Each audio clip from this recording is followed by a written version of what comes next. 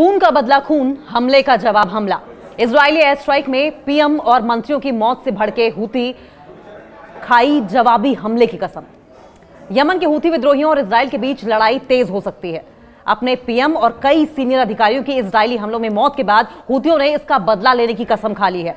Yemen में Houthi विद्रोहियों द्वारा अब यूएन के 11 ऑफिसर्स की गिरफ्तारी की गई है और इस गिरफ्तारी ने पूरी इंटरनेशनल कम्युनिटी को चौंका कर रख दिया है, क्योंकि यह घटना यमन में चल रहे गृह युद्ध और अंतर्राष्ट्रीय शांति प्रयासों के संदर्भ में बहुत इंपॉर्टेंट मानी जा रही है।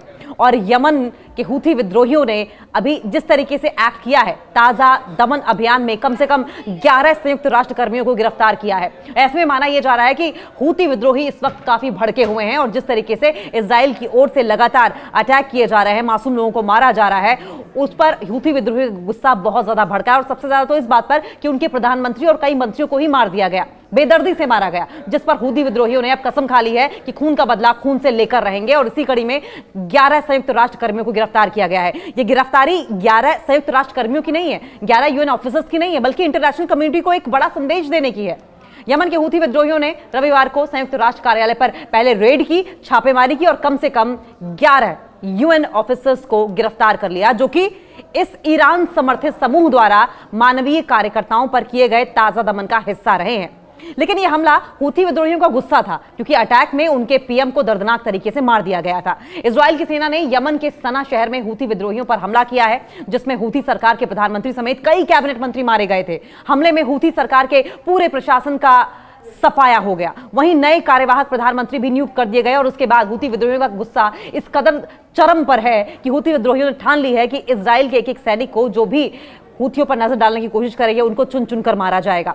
यमन के हूती विद्रोहियों ने इजराइल से बदला लेने की कस्में खाई हैं। इजरायली हवाई हमलों में अपने प्रधानमंत्री अहमद अल रहावी और कई सीनियर नेताओं की हत्या के बाद हूतियों की ओर से अब कई तरह के स्टेटमेंट्स भी जारी किए गए हैं और इन स्टेटमेंट्स को लेकर हूती विद्रोही बहुत सीरियस हैं। इन स्टेटमेंट्स को जारी करते हुए कहा गया है, हूतियों ने यह कहा है कि वे अपने नेताओं की मौत को याद रखेगा और इन मौतों का हिसाब इजराइल से जरूर चुकता किया जाएगा, एक एक करके चुकता किया जाएगा।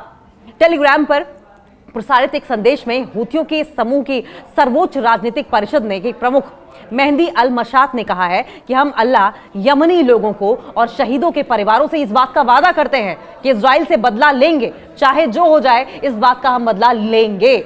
मशात ने कहा कि इजराइल में अब कोई सुरक्षित नहीं है और ऐसे में वहां काम कर रही विदेशी कंपनियां देर होने से पहले इजराइल को छोड़ दें, नहीं तो अंजाम बहुत बुरा होगा।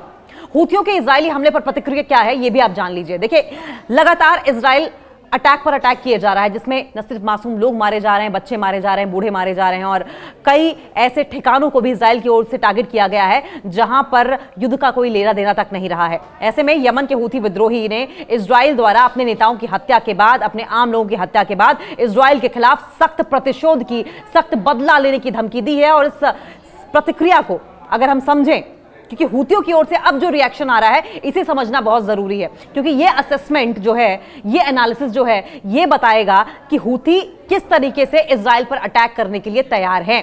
अब बात यह है कि एक तरफ हमास है, हूती है, हिजबुल्लाह है, कई वॉर फ्रंट्स पर इजराइल जूझता हुआ नजर आएगा। और अगर बहुत ही ज्यादा अग्रेसिव तरीके से, जो अग्रेसिव तरीका अब हूतियों के द्वारा अपनाया जा रहा है इजराइल की ओर से, इजराइल की तरफ, अगर अग्रेसिव तरीके से हूती भी अब मैदान में अड़ गए इजराइल के खिलाफ, तो इजराइल बहुत ही भारी संकट में पड़ जाएगा। देखिए, इस प्रतिक्रिया को समझने के लिए कुछ पॉइंट्स हैं, इन पर ध्यान देना जरूरी है। इजराइल द्वारा हूती नेताओं की पहले तो हत्या की गई। अभी देखिए, अगर रीसेंट रिपोर्ट्स देखें या रीसेंट इंसिडेंट्स को देखा जाए, तो हाल ही में इजराइल के हवाई हमले में हूती समूह के प्रधानमंत्री अहमद गालिब नासिर अल रहावी और कुछ और बड़े जो वरिष्ठ अधिकारी थे और नेता थे, उनकी मौत हुई है। यह हमला गाजा युद्ध के बीच में हुआ था, जब इजराइल और फिलिस्तीनियों के बीच जो संघर्ष है, टेंशन है, वो तेज हो गई थी। अब ये समझें कि अहमद गालिब नासिर अल रहावी कौन थे, क्यों उनकी मौत के बाद हूती विद्रोही इतने गुस्से में नजर आ रहे हैं। अल रहावी हूती विद्रोहियों का एक प्रमुख नेता थे और जो समूह की राजनीति और सैन्य गतिविधियों का संचालन कर रहे थे। उनकी हत्या हूतियों के लिए एक बड़ी चोट थी, क्योंकि वो हूती आंदोलन का एक केंद्रीय, एक प्रमुख चेहरा रहे हैं, एक पिवटल रोल वो अदा करते थे। हूतियों की प्रतिक्रिया इस हमले के बाद ऐसी आई है कि हूती नेताओं ने इजराइल के खिलाफ प्रतिशोध की धमकी दी है, बदले की धमकी दी है। उन्होंने कहा कि यह हमला कायराना था और इसके जवाब में हूती समूह इजराइल पर हमले बढ़ाने का इरादा रखता है। यानी कि ये जो हमले अब हूती विद्रोही कर रहे हैं, वो अब और ज्यादा बढ़ेंगे, दिन पर दिन बढ़ेंगे और अग्रेसिव होंगे। यह हमला कायराना था, हूथी विद्रोही साफ कह रहे हैं। हूथी समूह ने इस हमले को अत्यंत निंदनीय बताया है और कहा है कि यह तो बहुत ही बुजदिली वाला काम था, क्योंकि यह सीधे तौर पर उनके राजनीतिक और सैन्य नेताओं को निशाना बनाया गया था। यह 1-to-1 ग्राउंड्स ऑन ट्रूप्स वाली स्थिति नहीं थी, यह तो पीछे से हमला किया गया, प्रतिशोध की धमकी दी गई है। हूथियों ने कहा कि वे अब इजराइल के खिलाफ अपने हमले तेज करेंगे और इसके लिए उनके पास पर्याप्त सैन्य क्षमता है, वो मिलिट्री पावर मौजूद है जिससे कि इजराइल से लोहा लिया जा सके। हूथी समूह का इजराइल के खिलाफ फिलहाल रुख क्या है, समझे आप इस बात को। हूथी विद्रोही समूह जो ईरान से समर्थन प्राप्त करता है, लंबे समय से इजराइल के खिलाफ विरोध कर रहा है। हालांकि यह उनका पहला मौका नहीं है जब उन्होंने इजराइल के खिलाफ सैन्य कार्रवाई की योजना बनाई है। ईरान का समर्थन प्राप्त है, इस वजह से भी हूथी थोड़े से स्ट्रॉन्ग नजर आ रहे हैं। ईरान जो शिया इस्लामी विद्रोही समूहों का समर्थन करता है, हूथियों को सैन्य सहायता और हथियारों की आपूर्ति करता है। आप समझे, एक तरफ इजराइल ईरान वॉर चल रही थी, दूसरी तरफ हूथियों के साथ भी इस तरीके से इजराइल जब अटैक किया तो पलटवार हूथियों की ओर से भी किया जा रहा है। और ऐसे में जब हूथी का साथ ईरान भी देगा तो कहीं ना कहीं हूथियों की पोजीशन जो है वो इजराइल के अगेंस्ट मजबूत नजर आएगी। और ऐसे में जैसा कि हम पहले भी कह रहे थे कि कई वॉर फ्रंट्स पर जूझता हुआ इजराइल नजर आएगा।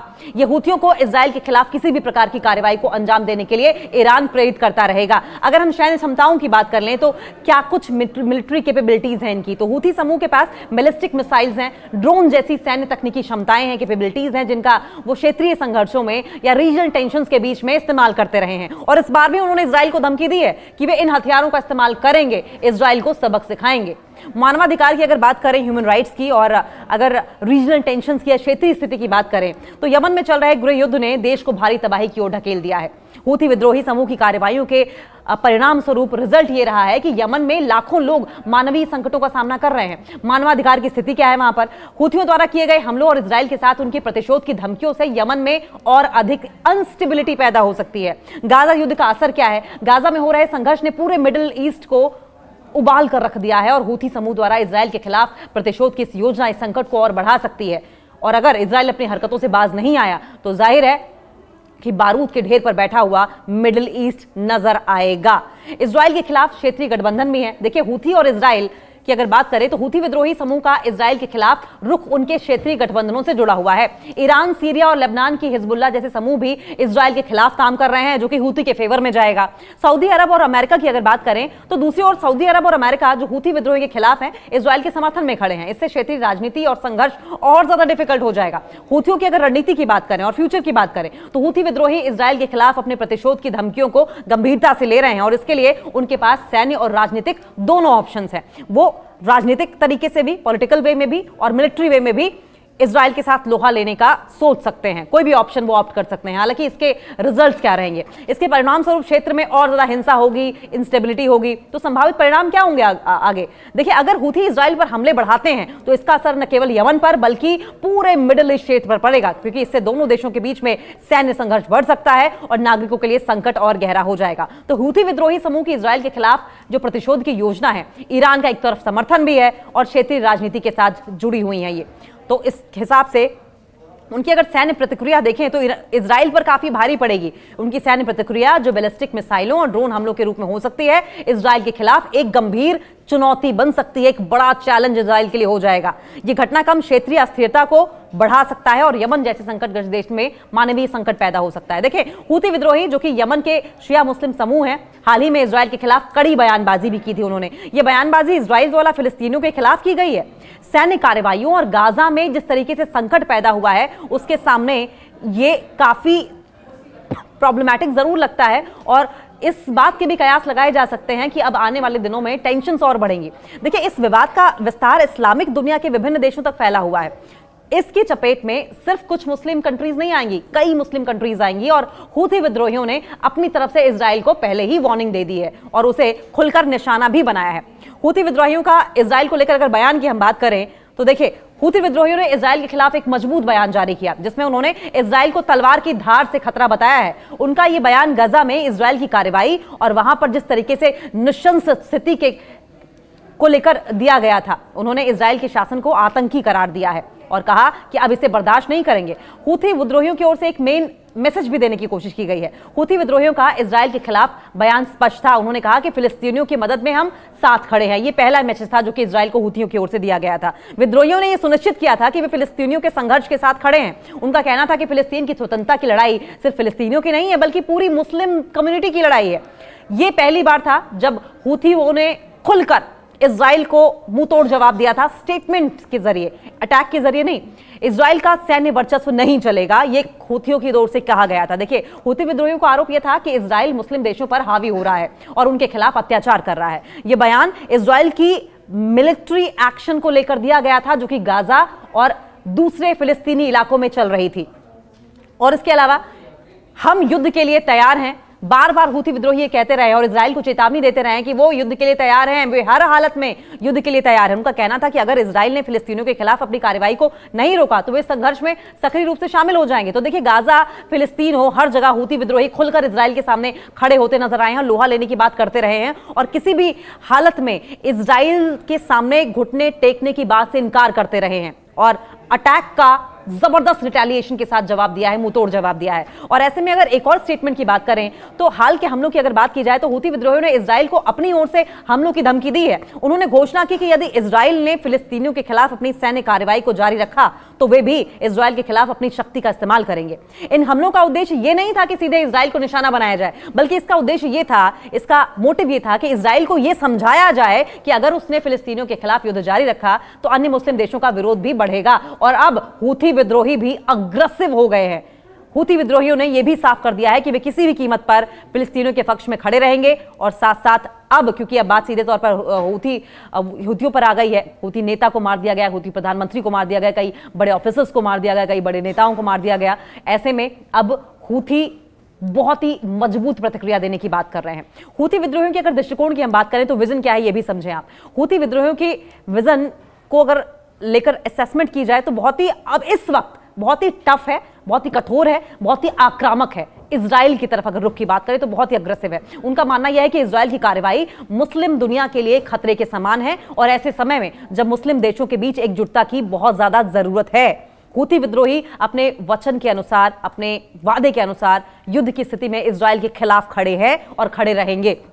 उनका यह बयान न केवल गाजा की स्थिति से संबंधित है बल्कि पूरे मिडिल ईस्ट और उत्तरी अफ्रीका में मुस्लिम देशों के बीच एकजुटता, साथ साथ यमन के साथ सॉलिडेरिटी की आवश्यकता को भी दर्शाता है। इस बयान का मुख्य उद्देश्य मुस्लिम देशों को जागरूक करना और एक साझा मंच पर इकट्ठा होने का आह्वान भी करता है। हूथी विद्रोहियों का इजराइल को लेकर हालिया बयान अगर समझें और हमलों का संदेश अगर देखें तो बहुत ही साफ है, बहुत ही स्पष्ट है। इजराइल के खिलाफ था ये। उनका ये कहना था कि इजराइल के खिलाफ उठने वाली आवाजें सिर्फ फिलिस्तीनी लोगों की नहीं है, सिर्फ यमन वालों की नहीं है, सिर्फ हमास की नहीं है, बल्कि ये पूरे इस्लामिक जगत का सवाल है। ये संघर्ष अब केवल क्षेत्रीय नहीं रह गया है बल्कि ये इंटरनेशनल होता जा रहा है, ये अक्रॉस द ग्लोब होता जा रहा है, वैश्विक बनता चला जा रहा है। और हूथी विद्रोही इस संघर्ष में सक्रिय रूप से शामिल होने की धमकी भी दे रहे हैं। देखिए, और अब क्योंकि बात उनके देश पर आ गई है, बात उनके अस्तित्व पर आ गई है, तो जाहिर है कि लीविंग नो स्टोन अनटर्न कहा जाता है इंग्लिश में। हूथी विद्रोही अब कुछ यही पैंतरा अपनाते हुए, कुछ यही टेक्निक अपनाते हुए नजर आएंगे। यह बयान अब इस्लामिक देशों के बीच एकजुटता और समर्थन की आवश्यकता को उजागर करता है, खासकर उन परिस्थितियों में जब मुस्लिम दुनिया को लगता है कि इजराइल का प्रभाव बढ़ता चला जा रहा है। ऐसे में अब खून का बदला खून, हमले का बदला हमले से लेकर हूथी विद्रोही इजराइल पर राशन पानी लेकर चढ़ते हुए दिखाई दे रहे हैं। इस बीच इजराइल एयर स्ट्राइक में जिस तरीके से पीएम और मंत्रियों की मौत हुई है, उससे हूथी विद्रोहियों द्वारा इजराइल को खत्म कर लेने की कसम खा ली गई है, जिससे यह माना जा रहा है कि मिडिल ईस्ट अब बारूद के ढेर पर खड़ा हुआ आने वाले दिनों में नजर आएगा, अगर मीडिएशन की तमाम जो कोशिशें की जा रही हैं वो असफल हुई तो।